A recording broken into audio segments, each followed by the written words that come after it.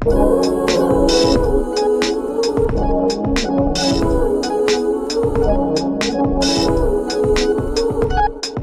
and welcome to Tartarian Truthers merch store. Yay! We are so excited to finally share this with everyone.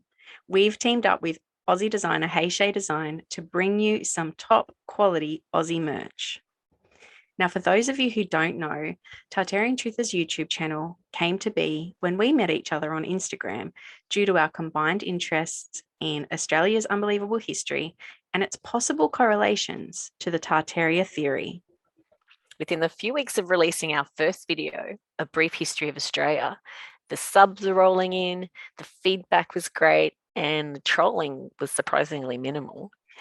But we knew we were onto something good, and in the 10 months since Tartarian Truthers was born, we've been working tirelessly to ensure that our research is thorough and each episode is fun and informative.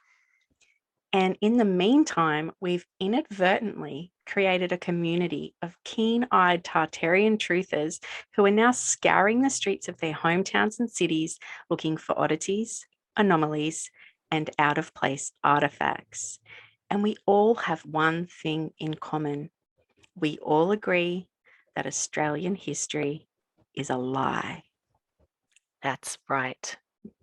So, when you purchase one of our products, not only will you be supporting us to keep researching and providing you with high quality content, but you will also stand out in the crowd, making it easier for the Tartarian truthers in your town to find you. And that is the best part, JoJo, creating your own little Tartarian truthers tribe. Absolutely. Because we all know how important it is in these days to have like minded people in our lives, right? Yes, definitely. And for the grand opening of our merch store, we have an awesome 15% off discount code available for 1 week only. Just type in the code G'day at checkout. And we also need to mention that we have $10 flat rate shipping Australia wide all day, every day. Unfortunately, it will be a little bit extra for international orders. So we hope you find something that you like. And if you do, we'd love to see you repping Tartarian Truthers. So please send us any pics you have of you all geared up to Casey's Instagram at Aussie Mudflood Tartarian, and we will share it in future episodes. Thanks for your support, everyone. We love that you're on this journey with us. And hasn't it been a wild ride? Now stick around for our very first Tartarian Truthers Tid-Bit. Welcome to a Tartarian Truthers Tidbit with me, Casey. So, from now on, when we're up to our eyeballs in research for one of our full length episodes, to tide you over until they're done, we're going to serve you up some bite sized portions, some little tidbits, so to speak, just enough to keep you satisfied in the meantime. And I must say that today's portion is full of mystery and intrigue. Recently, a follower on Instagram by the name of Fifi and me brought to our attention a place called Queensport Aquarium. She said it was worthy of more research, and we had to agree. Queensport Aquarium is considered to be the first amusement park in Queensland. It was located in Brisbane on the lower reaches of the Brisbane River. It operated for approximately 12 years from 1889 to 1901, although the exact closure date for the park is unknown. Visitors could catch a steam ferry from Petrie's Bight, near Customs House, and spend the day or night exploring the 11 acres of landscaped gardens and other delights. According to the very limited information that we could find on Queensport Aquarium, it said that the park held a variety of marine life in its 2-story aquarium, which had 6 fish tanks, each one measuring 13 feet long, 4 feet wide, and 5 feet deep. Some tanks even housed sharks, and a seal pond was also on display. Even though it was called an aquarium, there was far more to be seen there than just sea creatures. Apparently, they also had the finest collection of tigers in captivity, a black Java panther, a cheetah, bears, monkeys, and apes, an extraordinary collection of birds, including emus, parrots, cockatoos, pigeons, doves, English finches, black swans, and a myriad of snakes and reptiles. But besides all these creatures, great and small, this old world wonderland also had fairground rides, which included flying machines, swing boats, donkey rides, a merry-go-round, and a roller coaster, which back then was known as a switchback railway. Other activities included rifle shooting, archery exhibitions, punch and judy shows, minstrel shows, which were basically comedy skits based on racism, and pedestal dancing. It also had a fernery, fountains, a 1,400-seat concert hall and stage, complete with an electric orchestrion machine and an electric organ. This, they say, was used as a venue for concerts, theatre, and opera. It even had the 19th century equivalent of a movie theatre in that of a camera obscura, an optical device that in a darkened space projects pictures onto a screen. There was also a sports field that was mostly used for cricket and picnics. The grounds were illuminated by electric lights, which was handy if you were staying on into the evening to enjoy the fireworks or a moonlight trip on one of the aquarium's 2 steamships, also a popular option for keen tourists. On holidays, such as Easter and Boxing Day, thousands of people flocked to the grounds, so many so that the steam ferries were leaving the company's public wharf every half an hour.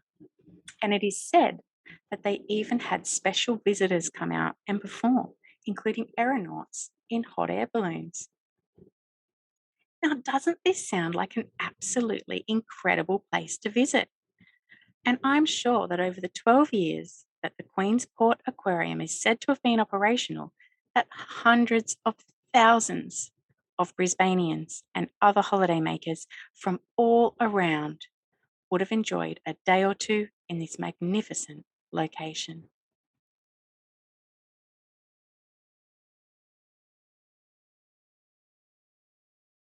So it is with great sadness that I must tell you that I have not been entirely truthful with what I've presented you with today.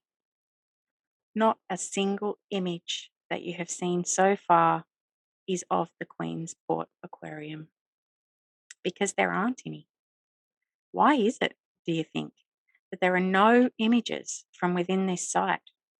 Not one photograph or rendering or drawing, no programs or advertisements, no ticket stubs or souvenirs. All I could find was a picture of an advertisement for land near the aquarium that was subdivided and sold as the Queensport Aquarium Estate, and some images of people surveying damage after the 1897 flood, where we can see a billboard for the aquarium in the background. I also found a couple of articles on Trove where it is mentioned, but without any images or very much more information at all, really. And I'm also unable to find any further information on Queensport Aquarium Company Limited, the company said to have owned the park and the steamboats that ferried their guests to and fro. The reason I find this odd is because we have images and a lot of information of other sites that are even older than this one, like the Garden Palace, for example, and Fort Macquarie in Sydney. So why has this fantastical sounding place been almost completely wiped from the history books, especially considering that just south of this area, on the Gold Coast, are multiple modern day theme parks, which makes this area very popular for tourists from all over the world. You would think that they would want to immortalise their pioneering Victorian era first ever theme park in some way, shape, or form, wouldn't you? Or was what was happening at the Queensport Aquarium perhaps a little too advanced in what it was providing for its patrons in that time frame? Would images of it cause people to question how and why on earth these things were in play in the late 19th century? So, you're probably wanting to know what happened to this magical sounding place.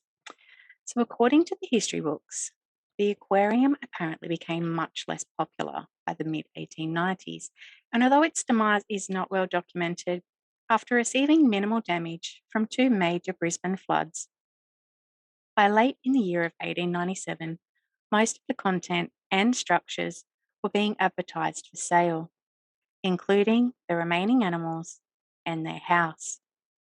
The pavilion and sports grounds stayed in place, though, and continued to attract large picnic groups for a few more years.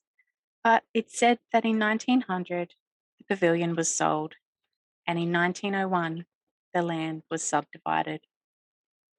Just another piece of Australian history that just doesn't add up.